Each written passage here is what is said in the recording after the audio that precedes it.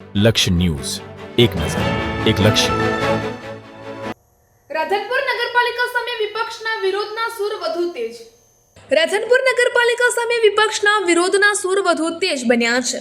15 મુદ્દાઓને લઈને સભ્ય જયાબેન ઠાકોરના ગંભીર આક્ષેપ. વિકાસ કાર્યો અને નાગરિક સુવિધાઓમાં નિષ્ફળતાનો લગાવ્યો આરોપ. રસ્તા, ગટર, પાણી, સ્ટ્રીટ લાઇટ સહિતના પ્રશ્નો ઉકેલવાની માંગ.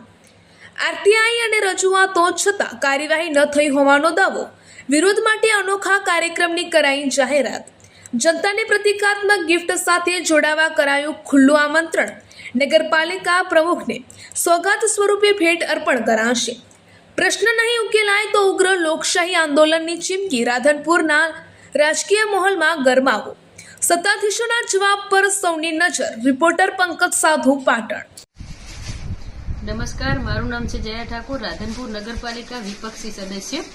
આપ સૌને વિડીયોના માધ્યમથી રાધનપુરવાસીઓને જણાવવા માંગુ છું કે રાધનપુરની અંદર જ્યાં જુઓ તે ગંદકી, જ્યાં જુઓ તો ઉભરાતી ગટરો, ખાડાકીયા, કોઈ રોડ રસ્તા સારા નથી, સ્ટ્રીટ લાઇટો બંધ છે, પીવાનું ભેળસેળ પાણી આવી રહ્યું છે. ત્યારે અવારનવાર 1.5 વર્ષથી આપણે એમને લેખિતમાં રજૂઆતો આપી રહ્યા છીએ, છતાં આ કાઢે કાન કરવામાં આવી રહ્યા છે. કંઈ સાંભળતા નથી. ચીફ ઓફિસરને કહેવા જઈએ તો ગુસ્સાથી પાવરથી વાત કરી રહ્યા છે.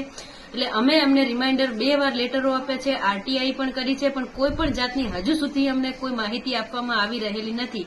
તો હવે સમગ્ર રાધનપુરની જાહેર જનતાને આ પડતર પ્રશ્નોને લઈ અને આપણે પાલિકા પ્રમુખનો એક સન્માન સમારોહ રાખવાનો છે, એટલે કે ગિફ્ટ સોગાત ભેટ આપવાની છે. કે ગિફ્ટ એમને આપણે શું આપવાના છીએ એ માટે આપ સૌને જાણ કરી દઉં કે તૂટેલા ભાગેલા બિસ્માર રોડ રસ્તા જેના ઉપર ચાલવું એટલે યમરાજને આમંત્રણ આપવું.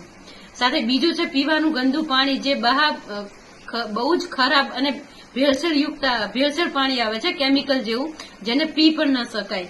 સોસાયટીઓ અને મુખ્ય માર્ગો પર જે ગંગાજીની જેમ જે ગટરો ઉભરાઈ રહી છે. સાથે નગરમાં ઠેર ઠેર જ્યાં જુઓ ત્યાં કચરાના ઢગલા પડ્યા છે અને જ્યાં જુઓ ત્યાં બિલકુલ પીવાનું પાણી મળી રહેલું નથી, બુમરાડો પડી રહેલી છે. સાથે સ્ટ્રીટ લાઇટો બંધ પડી છે.